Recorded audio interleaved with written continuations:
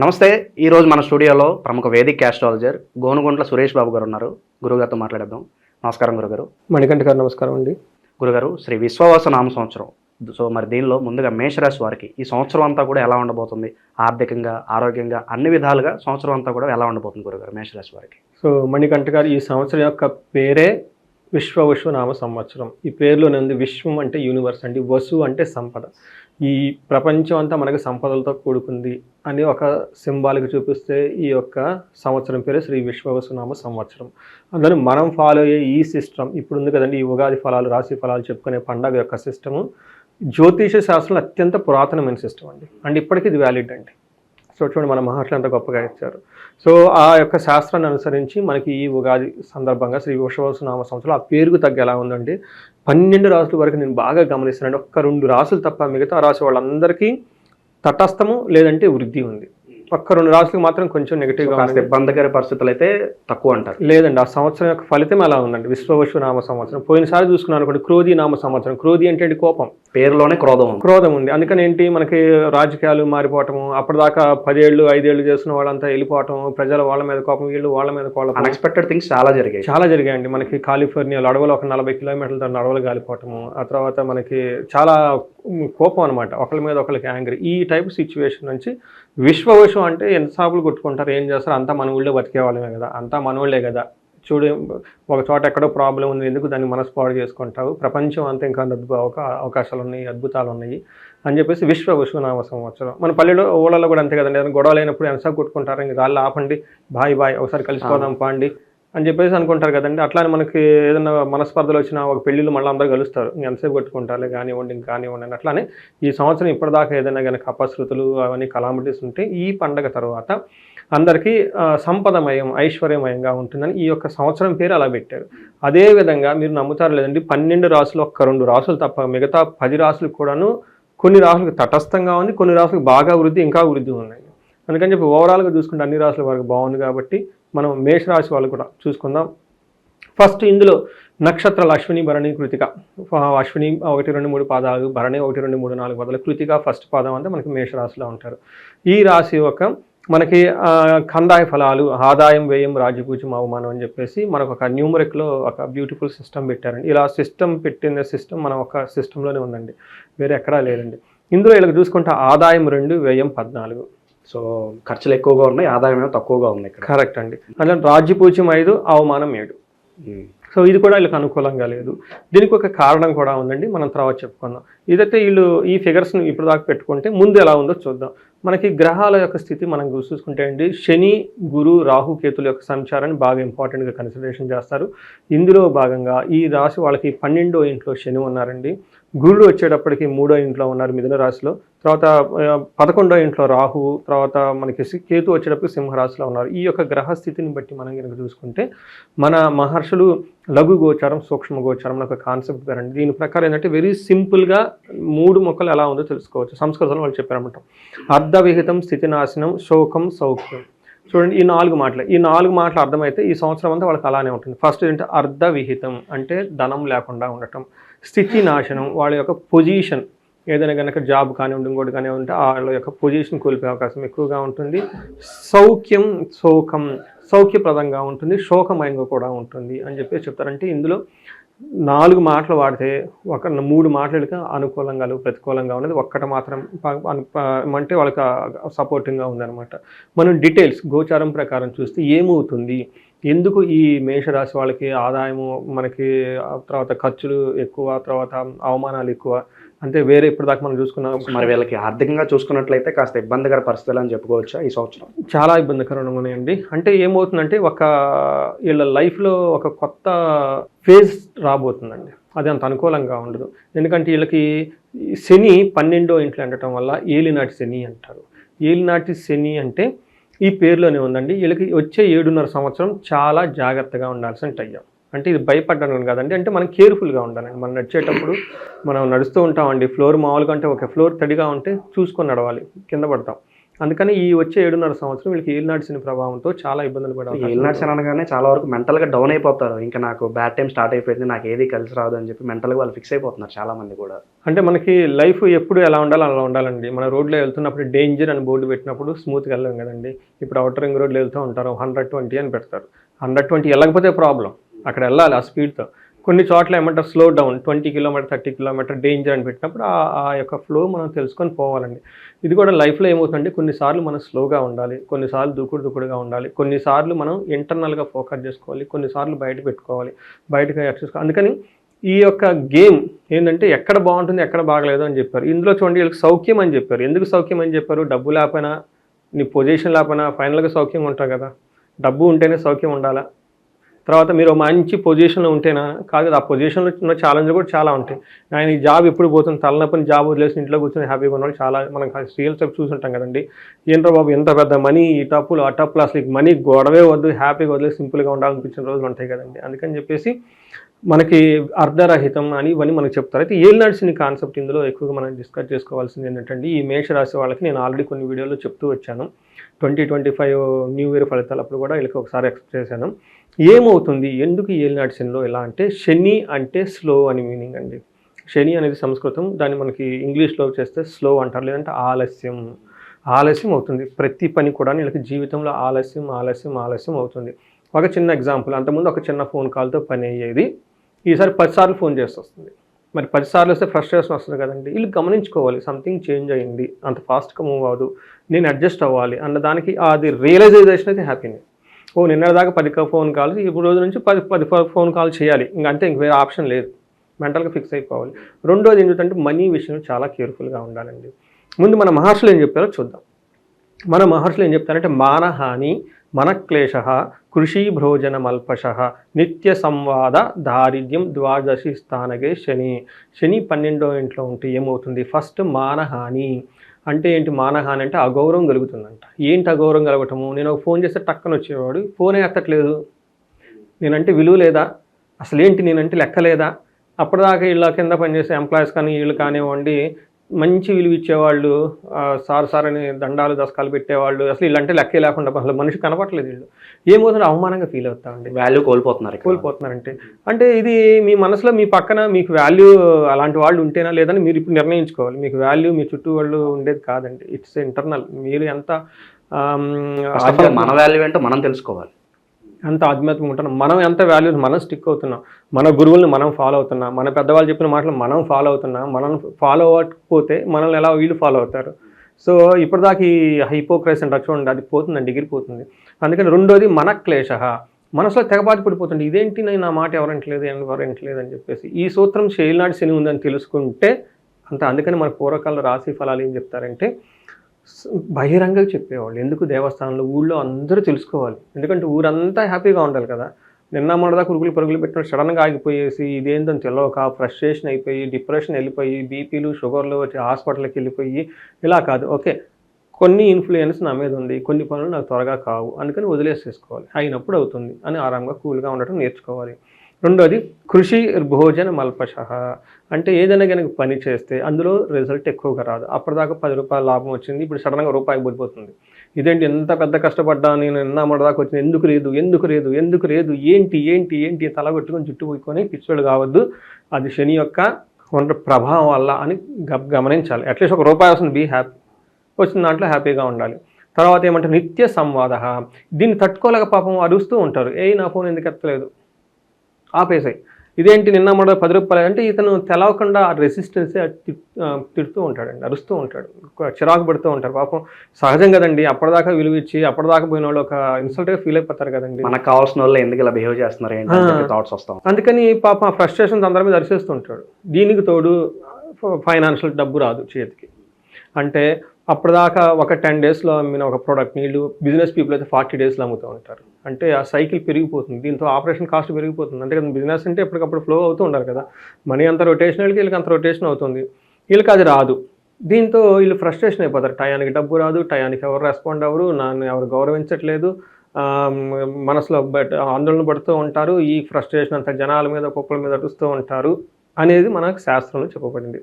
అంతేకాకుండా అందుకని ఏలినాటి ఇది తెలుసుకోవాలండి. తెలుసుకుంటేనే సగం పరిహారం.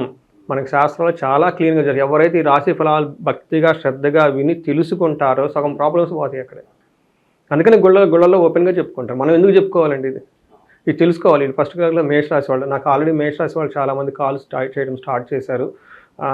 మాది పర్సనల్ జాతకం కూడా చూపించుకోవాలనుకుంటున్నాను. అయితే ఇది ఎంతవరకు అంటే 50%, 40-50% మాత్రమే ఎఫెక్ట్ అవుతుంది. కొంతమందికి 30. వాళ్ళ ఇండివిజువల్ జాతకం మనం కనుక చూస్తే వాళ్ళ దశ ఎలా ఉంది, ఇది మనకి దశ ఇలా ఆపుతుంది చాలా వరకు ఈ ప్రాబ్లమ్స్ కాకుండా. అందుకని నేను మేషరాశి వాళ్ళు నాకు చాలామంది కాల్స్ రావటం ఆల్రెడీ స్టార్ట్ అయిపోయినాయి. వాళ్ళ కౌన్సిలింగ్ అంతా ఇస్తున్నాను, భయపడద్దని. ఇంతేకాకుండా వీళ్ళకి డిస్ట్రక్షన్ ఆఫ్ ఫైనాన్స్. అప్పటిదాకా పాపం వీళ్ళు 5 లక్షలు 10 లక్షలు ఒక కారు వాహనాలు ఏవో కొనుక్కుంటారు. మొన్న ఒకళ్ళు లేడీ చెప్తా ఉంది, ఏమంటే నా దగ్గర 2 కార్లు ఉన్నాయండి, 2 ఆఫీసులు ఉన్నాయండి, ఈ ఏలినాటి సెల్లో 2 కార్లు పోయినాయి, 2 ఆఫీసులు పోయినాయి, నేను అక్కడ కూర్చున్నానండి, ఫోన్ ఎత్తాలంటే భయం వేసండి, బయటికి పోవాలంటే వెళ్ళకపోతున్నానండి అని. అందుకంటే అప్పటిదాకా పాపం వీళ్ళు ఏదో దాచుకొని ఉంటే ఈ ధనం ఈ టైంలో కూలిపోతారు. డిస్ట్రక్షన్ ఒక్కవాడంటే నాశనం అయిపోతుందంట. అందుకని ఏం చేయాలంటే మనీ విషయంలో ఎవ్వరికి ఒక్క రూపాయి ఏడ్చి గీ పెట్టినా బయట తీయదు. ఇలాంటి సమయాల్లో గురుగారు కొత్త పెట్టుబడులు పెట్టకపోవడమే మంచిది అంటారా? కరెక్ట్ అండి. అంటే న్యూ ఇన్వెస్ట్మెంట్లు చేయటం, కొత్తగా షేర్లు ఇన్వెస్ట్ చేయటం. నేను ఇంకా ఏం చెప్తాను, వీళ్ళకి కొత్త ఏంజల్స్ వీళ్ళు చుట్టూ తిరుగుతూ ఉంటాయి, నాట్యాలు చేస్తూ ఉంటాయి అనమాట. అదేదో అంటారు చూడండి, విశ్వామిత్రుడు తపస్సు చేస్తుంటే ఊర్వశి వచ్చి నాట్యం చేసినట్టు తపస్సును భంగం చేయడానికి వీళ్ళ మానాన్ని వీళ్ళు ఏదో చేసుకుంటూ పోతూ ఉంటే కొత్త ఆఫర్లన్నీ వీళ్ళ ముందు కనిపిస్తూ ఉంటాయి అనమాట. ఎందుకంటే ఆ ఉన్న డబ్బు పోగొట్టేదాకా ఏదో చేయాలి కదా. మంచి ఫ్రెండ్స్ వస్తారు. అప్పటిదాకా దాని ఫ్రెండ్స్ వచ్చేసి అసలు వీళ్ళని రాముడు ఇంద్రుడు చంద్రుడు భూముడు అని రకరకాల పెరిగి ఈ రాష్ట్రానికి ఆ రాష్ట్రానికి తీసుకెళ్ళిపోయేసి మేమంటారు ఒక అందమైన అమ్మాయిలాగా ఊరించేసి వీళ్ళు డబ్బులను ఎత్తుకొని పోయేసి ఆ తర్వాత అయ్యో జరిగిందా అందుకని చెప్పేసి ఈ రాశి వాళ్ళకి ధనం మీ జేబులోంచి ఒక్క రూపాయి తీసారా ఫస్ట్ ఆ డబ్బు పోతుంది. రెండోది దానితో పాటు మీకు గొడవలు చికాకులు మనశ్శాంతి కూడా పోతుంది. మూడోది మీ మీద నింద. అందుకని ఈ విషయాల్లో కొంచెం జాగ్రత్తగా ఉండాలి. తర్వాత ఫాదర్ హెల్త్ విషయంలో కొంచెం జాగ్రత్తగా ఉండడం ఎంతైనా అవసరం. ఇది ఏలినాటి మనకి ఇలా జరుగుతుంది కాబట్టి ఈ ఏలినాటి ఈ సాడేసతి గురించి ఈ ఏలినాటి శని గురించి మాట్లాడుకుంటూ పోతే ఈ ఎపిసోడ్ 2 hours అయినా పోతుంది. అలాగే గురుగారు చాలామంది అడుగుతూ ఉంటారు, మరి శుభకార్యాల పరిస్థితి ఏంటి? పెళ్లి కావాల్సిన వాళ్ళు ఉంటారు, అలాగే ఒక ఇల్లు కొనుక్కొని గృహప్రవేశం చేసుకుందాం అని అంటారు. మరి ఏ వేళకి ఎలా ఉండబోతుంది ఈ సంవత్సరం? ఇందులో వెరీ ఇంట్రెస్టింగ్ క్వశ్చన్ అండి. చాలామందికి పెళ్ళిళ్ళకైతే ప్రాబ్లం ఏం లేదండి. ఇప్పటిదాకా మనం ఏం చెప్పుకున్నాం అదే ప్రాబ్లం. మనం ఏం చెప్పుకున్నాం, స్లోగా అవుతుంది, తర్వాత ధనం కోల్పోయే అవకాశం ఎక్కువగా ఉంది. ఎక్కడ రిలేషన్షిప్ గురించి చెప్పలేదండి. రెండోది కొనుక్కోవద్దని ఎక్కడ చెప్పలా. యాక్చువల్లీ ఏలినాటి శనిలో చాలామంది ఇల్లు కొనుక్కుంటారు. నాకు తెలిసిన వాళ్ళు 1.5 కోటి పెట్టి ఇల్లు, అన్ఎక్స్పెక్టెడ్గా ఫైనాన్స్, ఇన్ని ప్రాబ్లం ఉన్నా ఫిక్స్డ్ అసెట్లు ఒక లారీ కొనుక్కోవటం, మిషన్ కొనుక్కోవటం, లేదంటే బంగారం కొనుక్కోవటం, ఇళ్ళు కొనుక్కోవటం, విల్లాలు కొనుక్కోవటం అయితే చాలామంది చేస్తారు. అందులో ఫస్ట్ ఫేజ్లో అయితే కుదరదు. సెకండ్ ఫేజ్ థర్డ్ ఫేజ్లో చాలా ఎక్కువ మంది కొనుక్కుంటారు. ఫస్ట్ ఫేజ్లో చాలామంది కోల్పోదు. అంటే వాళ్ళకి తెలవదు కదా ఇది నాకు ఏలినాడు శని వస్తున్నా. మనం ఎవరో కొద్దిమంది చూస్తారు, చాలామంది సెలవున వాళ్ళు అంటారు, వాళ్ళు కోల్పోతే ఎక్కువ ఉంటుంది. బట్ సెకండ్ ఫేజ్ థర్డ్ ఫేజ్లో చాలామంది ఇల్లు కొనుక్కోవటం, పెళ్ళిళ్ళు చేసుకోవటం, సంతానం పిల్లలు కూడా మంచి పిల్లలు పుడతారండి. ఏలినాటి శనిలో పిల్లలు చాలా స్ట్రాంగ్గా ఉంటారు. ఎందుకంటే వీళ్ళకి బయట ఎక్కడ ఉండదు కదా, ఇంట్లో టైం ఎక్కువ స్పెండ్ చేస్తూ ఉంటారు పిల్లలకి. ఈ వీళ్ళకి మంచి రిక్రియేషన్ అవుతారు. వాళ్ళతో ఆడుకోవటం, సరదాగా గడపటము, ఇంటికి సంబంధించిన విషయాలు. అందులోని ఏలినాటి శనిలో గురువు అనుకూలంగా ఉంటే పిల్లలతో చాలా బాగుంటుందండి. సో ఫ్యామిలీతో మంచి అడ్జస్ట్మెంట్. అంటే మనం టైంని ఎలా వాడుకోవాలని దాన్ని బట్టి ఉంటుందండి. మనం బయట బిజినెస్లు చేద్దామని ఫ్యామిలీతో వెళ్ళలేదని చెప్పలేదు కదండి. అందుకని చెప్పేసి వీళ్ళు టైం ఇక్కడ ఎక్కువ స్పెండ్ చేస్తే బాగుంటుంది. సో వీళ్ళకి ఉన్న ఇంకొక అడ్వాంటేజ్ ఏంటంటేనండి, గురువు వీళ్ళకి 3rd హౌస్లోకి మూవ్ అవుతున్నారండి. ఇది కొంచెం ఆ ఉన్న టైం అంతే మంచిది కాదు. గురువు కూడా మంచి యోగ్యతను, అందులో మే తర్వాత వీళ్ళకి ఫైనాన్షియల్ డిఫికల్టీస్ స్టార్ట్ అయిపోతాయి. ఏ విధంగా అంటే అధికంగా అతిక్లేశం, బంధువైరం, దారిద్ర, దేహపీడనం, ఉద్యోగ భంగం, కలహం. 3వ స్థానకే గురువు. వీళ్ళకి 3వ స్థానంలో గురువు ఉంటే ఏమవుతుంది, ఉద్యోగంలో భంగం కలుగుతుంది. మే తర్వాత మేషరాశి వాళ్ళు చాలా జాగ్రత్తగా ఉండాలి. ఎందుకంటే ఒకటి ఏలినాటి శని స్టార్ట్ అవుతుంది, రెండోది గురువు కూడాను వాళ్ళకి అనుకూలంగా లేరు. గురువు వచ్చేటప్పుడు మనకు ధనం విషయంలో, సంతానం విషయంలో, జ్ఞానం విషయంలో, కీర్తి ప్రతిష్టల విషయంలో గురువే మనకు సపోర్ట్ ఇచ్చేది. దాని తర్వాత దారిద్ర దేహపీడనం అని చెప్పారనమాట. అంటే శారీరకంగా బాగుండదు, ఫైనాన్షియల్ స్ట్రగుల్ స్టార్ట్ అయిపోతే బంధువులతో గొడవలు అయ్యే అవకాశం ఎక్కువగా ఉంది. అందుకని మనకి శని సరిగా లేరు, మే తర్వాత గురువు కూడా సరిగా లేరు. కాబట్టి మనకి వీళ్ళు జాగ్రత్తగా ఉండాలి. ఫస్ట్ తెలుసుకోవాలండి. తెలుసుకొని మెంటల్గా చాలా కాన్షియస్గా ఉంటే ఆ వచ్చే ప్రాబ్లమ్ని వీళ్ళు అవాయిడ్ చేయొచ్చు. తర్వాత నాకు తెలిసిన ఒక అతను US నుంచి ఫోను బాగా రెగ్యులర్ కాల్ చేస్తూ ఉంటారండి. ఏలినాటి శని అనగానే ఆయన ఉన్న షేర్లు గీర్లు మొత్తం లాక్ చేసి పెట్టేశాడు, ఇంకేం తీయకుండా. పాపం ఆయన మధ్యలో చాలా స్ట్రగుల్స్ వచ్చినాయి. జాబ్ పోయింది, అది పోయింది, ఇది పోయింది. తర్వాత ఒకసారి నాకు ఫోన్ చేసి, గురువుగారు ఏంటండి నాకున్న స్టాక్ అన్ని అమ్మేద్దాం అనుకుంటున్నానండి. అమ్మ నేను చెప్పాను, నో అండి, తీయొద్దు. కాదండి ఆ స్టాక్ వాల్యూ కూడా తగ్గిపోయిందండి అన్నాడు. నో ప్రాబ్లం, ఉన్నన్ని అక్కడ ఉంటాయి. ఈరోజు తగ్గినాయి, రేపు మళ్ళీ పెరుగుతాయి. అందుకని చెప్పేసి ఏం టెన్షన్ పడదు, అది తీసావంటే ఇంక మళ్ళీ నీకు జన్మలో ఇంక రాదేమో. అట్లానే గోల్డ్ కానీ అమ్మటం, ఈ టైంలో గోల్డ్ జ్యువెలరీ మణపురం అక్కడెక్కడెక్కడ పెడితే ఇంకా అది అక్కడే ఉంటుంది, ఇంక బయటకు రాని కూడా రాదు. అందుకని చెప్పేసి అవేం చేయకుండా ఉన్న దాంట్లో సింపుల్గా ఉండటం అనేది నేర్చుకోవాలి. ఉన్నది పోగొట్టుకోకుండా. పోగొట్టుకోవడం చాలా ఈజీ. మన పెద్దవాళ్ళు కూడా అమ్ముతారు, అంత పెట్టి కొన్నాము, అమ్మబోతే అనేవి, కొనకపోతే కొరివి, అప్పుడు ఎంతో కష్టపడి కొన్నాం, ఇప్పుడు మీరు అమ్మేస్తున్నారా అంతే కదండి. ఇల్లు అమ్మడానికి ఎంతలోకి పోతుందండి. అందుకని మీరు ఇందాక అడిగిన విధంగా వీళ్ళకి మ్యారేజెస్, పెళ్లి కావాల్సిన వాళ్ళకైతే ఎలాంటి ప్రాబ్లం ఏముండదు, పెళ్ళే అవకాశం ఎక్కువగా ఉంటుంది. ప్లస్ ధన ప్రవాహం కూడా ఏదో ఒక విధంగా వస్తూ ఉంటుందండి. ధనం పోయినా కానీ ఏదో ఒక విధంగా వచ్చే అవకాశం ఎక్కువగా ఉంది. అయితే ఒక బ్యూటిఫుల్ థింగ్ ఏంటంటే రాహు వీళ్ళకి బాగా సపోర్ట్ చేస్తున్నారు. రాహు వీళ్ళకి సపోర్ట్ చేయడంతో ఏమవుతుంది అంటే సపోర్టింగ్ సిస్టమ్. రాహు అంటే ఏంటంటే మనకి ఇంటర్నెట్, మొబైల్ ఫోన్స్, కంప్యూటర్, తర్వాత ఫారిన్ ట్రావెల్ వెళ్ళాలనుకున్న, తర్వాత మనకి ఏదైనా సపోర్టింగ్ సిస్టమ్ వల్ల ఇదంతా బాగా సపోర్టింగ్ ఎక్కువగా ఉంటుంది. పూర్వకాలంలో మనకి ఏమని చెప్తారంటే గోవాజి గజ సంఘానం క్షీరాన్నాది భోజనం సుఖ భోజనం వస్త్రమాల్యాది లాభంచ ఏకాదశిగో ఫణి. మనకి ఫణి అంటే ఎవరంటే రాహు. 11వ ఇంట్లో ఉండటం వల్ల మనకి పూర్వకాలంలో ఆవులు ఇవి క్షత్రియ ఉండే కదండి, యుద్ధాలు చేసేటప్పుడు సైన్యం వీళ్ళకి సపోర్ట్ వచ్చేది. బట్ ఈ రోజుల్లో అది లేదు కాబట్టి, బట్ ఈ కాలంలో మనకి కారు కానివ్వండి, ఇంటర్నెట్ కానివ్వండి, వీటికి సంబంధించిన విషయాలు బాగా సపోర్ట్ వచ్చేస్తుంది. ఫారిన్ కనెక్షన్స్ నుంచి బాగా విపరీతంగా లాభం వస్తుంది. మంచి బట్టలు వేసుకొని టయానికి భోజనం చేసి హ్యాపీగా ఉండే అవకాశం ఎక్కువగా ఉంది. సో వీళ్ళకి రాహు బాగా సపోర్ట్ ఇస్తున్నారండి ఈ రాశి వాళ్ళకి. సో ఇది ఓవరాల్గా మనం చూసుకుంటే. గురుగారు, మరి ఏళ్ళనాటి శని జరుగుతుంది కాబట్టి సంవత్సరం అంతా కూడా ఎలాంటి రెమెడీస్ చేసుకోవడం ద్వారా మంచి ఫలితాలు వీళ్ళకి వస్తాయి అంటారు? వీళ్ళకి 2 రకాలు చేయాలండి. ఒకటి గురువుకి సంబంధించి, తర్వాత వీళ్ళకి ఉద్యోగంలో ప్రాబ్లం వచ్చే అవకాశం ఎక్కువగా ఉంది కాబట్టి గురువుకి సంబంధించి గురుగ్రహానికి జపం చేసుకోవటం చాలా ఇంపార్టెంట్. దక్షిణామూర్తి స్తోత్రం చదవాలి. మనకి కోటప్పకొండ దగ్గర, మనకి గుంటూరు దగ్గర కోటప్పకొండ అని ఉంది, అక్కడ అది ఆ టెంపుల్ వచ్చేటప్పటికి దక్షిణామూర్తి టెంపుల్ అండి. అక్కడ బృహస్పతి హోమం కూడా చేస్తారు. అక్కడ అందులో సామూహికంగా పార్టిసిపేట్ చేసుకుని విజిట్ చేస్తే చాలా కలిసి వస్తుంది. పిల్లలకి ఎడ్యుకేషన్ పరంగా చాలా స్లోగా ఉంటారండి ఈ రాశి వాళ్ళు. అందుకని వీళ్ళకి మనకి మేధాసూక్తంతో హోమం కానివ్వండి, లేదంటే దక్షిణామూర్తి జపము, లేదంటే మేధాసూక్తం జపము, ఇవి జపాలు చేయించి ఒక హోమం కనుక చేస్తే ఎడ్యుకేషన్లో చాలా బాగుంటుందండి. ఇది కాకుండా ఏలినాటి శనికి రెమెడీస్, ఫస్ట్ రెమెడీ ఇది ఏలినాటి శని తెలుసుకోవటమేనండి. శనికి బోడౌన్ అవ్వాల్సిందే, స్లోగా అవుతుంది. ఇందాక మనం అవ్వాల్సిన ఒకటేమంటండి, లైఫ్ స్టైల్ ప్రిడిక్షన్ మనకు రెమెడీస్ చాలా ఇంపార్టెంట్ అండి. మనం ఆధ్యాత్మికంగా చెప్తాం, ఖచ్చితంగా ఏంటంటే ఆధ్యాత్మికంగా మన హనుమాన్ చాలీసా చదువుకోవాలి. శని పిప్పలాద స్తోత్రం అని ఉంటుంది, దాన్ని చదువుకోవాలి. తిరుపతి సంవత్సరానికి ఒకసారి చక్కగా వెళ్ళేసి నడిచి వెళ్ళొస్తే ఇంకా మంచిది. ఎందుకంటే శనికి శారీరకంగా కష్టపడితే ఇష్టం ఆయనకి. ఇలా లగ్జరీ క్యూలకి వెళ్ళొస్తే నచ్చదు. 300 రూపాయల టికెట్లు తీసుకుని జస్ట్ నొప్పి తెలియకుండా వెళ్ళొచ్చేస్తే అందుకని మనం ఆధ్యాత్మికంగా గడపాలన్నమాట. ఆ శని పెట్టే బాధలు ఎక్కడంలోనే పోవాలని వాళ్ళకందరికి ఫిజికల్ రిలేటెడ్ స్ట్రగుల్ అవ్వాలన్నమాట. అట్లానే నిలబడి వెయిట్ చేసి అలా నిదానంగా పేషెన్సీగా దర్శనం చేసుకుంటూ ఉండాలి.